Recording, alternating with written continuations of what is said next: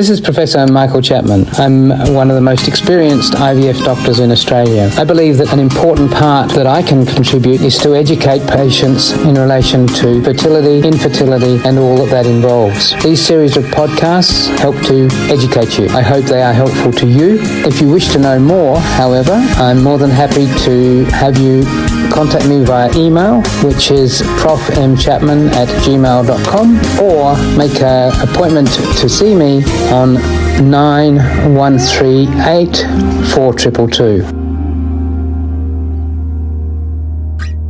When I started IVF, and it's a long time ago, it makes me very experienced, but it was a long time ago, telling people that you were infertile and that you were going through IVF was taboo. People were nervous that people would be critical of them for going through IVF, and not being able to get pregnant in itself had a significant stigma associated with it.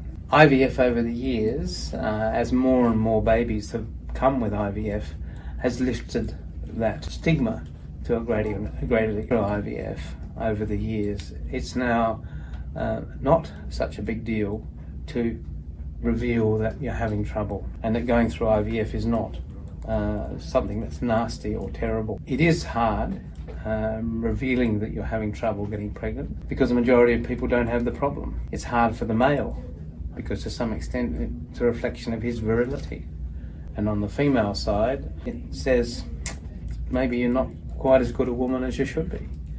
It's hard, but talking about it makes it easier, and that's what people have found. When I talk about increasing numbers in Australia, now over 300,000 babies have been born through IVF.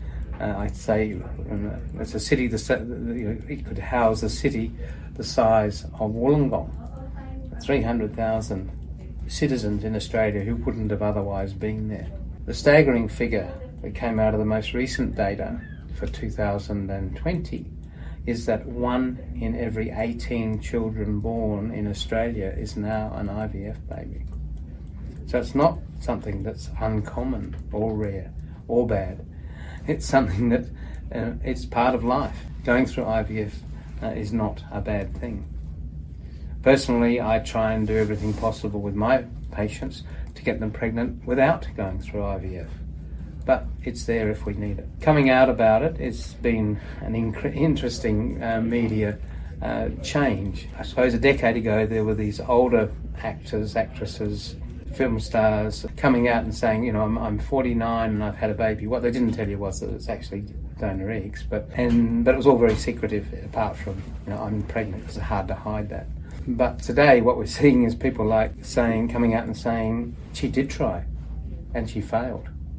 And the sadness of that, but being prepared to actually bare your soul and tell people about it, because it's very important that despite our technology, I certainly don't get more than 60 or 70% of my patients pregnant. There's that 30-40% of patients who go away having been through the whole trials and tribulations of reproductive technology and still not had the baby that they wanted. Getting people to that point of accepting that they've done everything possible, principles that I practice with. Even today I've had a patient at the age of 48 who's been through 3 cycles and not been successful. In fact, she hasn't even got embryos, which is not surprising when you're 48, but she's tried. And I didn't expect to see her again, but she came in today to tell me how grateful she was that she'd been given the opportunity, and how grateful she was that she could always look back and say, I did my best. And don't forget that you can access all the previous episodes by going to our website, www.theivfjourney.com, and select IVF Journey Podcast from the navigation menu.